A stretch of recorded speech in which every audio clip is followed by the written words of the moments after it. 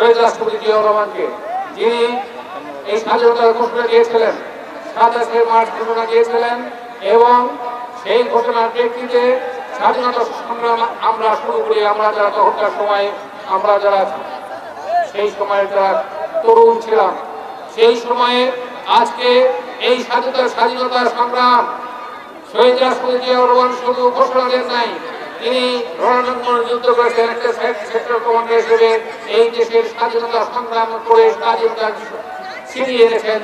এবং তিনি যত সময় বাংলাদেশে ক্রাইসিস হয়েছে, এই শহীদ রাষ্ট্রপতি জিয়াউর রহমান তখনকার সময় আবির্ভূত হয়েছেন আলোক বক্তৃতা হিসেবে।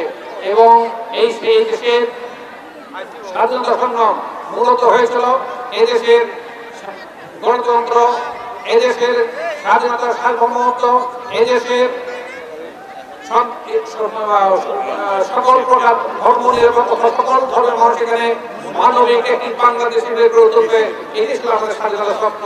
সেই স্বাধীনতা স্বপ্ন ধনুষ্ঠান করেছিল বাকশাল কায়েম করে। তারপরেও সেই সময়ে বাকশাল গঠনের মধ্য দিয়ে যখন সকল দলকে সংগঠিত করা হলো, তারপরে শহীদ রাষ্ট্রপতি জিয়াউর রহমান এসে আবার গণতন্ত্র ফিরিয়ে দিলেন। আজকে এই শহীদ রাষ্ট্রপতি জিয়াউর রহমান এবং তার পরিবার বাংলাদেশের সকল অর্জন, বাংলাদেশের সকল কিছু যা সম্পন্ন হয়েছে সফলভাবে, তা হয়েছে শহীদ জিয়া পরিবারের নেতৃত্বে বা তাদের শাসন আমলে। আমাদের শহীদ রাষ্ট্রপতি জিয়াউর রহমান করে তিনবারের প্রধানমন্ত্রী হয়েছেন আমাদের প্রিয় নেত্রী বেগম খালেদা জিয়া। তার নেতৃত্বে এই দেশের মানুষ সুখে ছিল, শান্তিতে ছিল, নিরাপদে ছিল। এর তারপরে আওয়ামী লীগ আসার পরে 17 বছর আবার 5 সালের মতো সকল দলকে তারা নির্বাচন আসতে দেয়, বিনা ভোটে তারা 17 বছর এই বাংলাদেশের এই ছিল ক্ষমতা ছিল। সম্পাদক, সাবেক ছাত্র নেতা, সুধীমণ্ডলী, সময় সংক্ষিপ্ত, এই দেশটির অস্তিত্ব থাকতো না।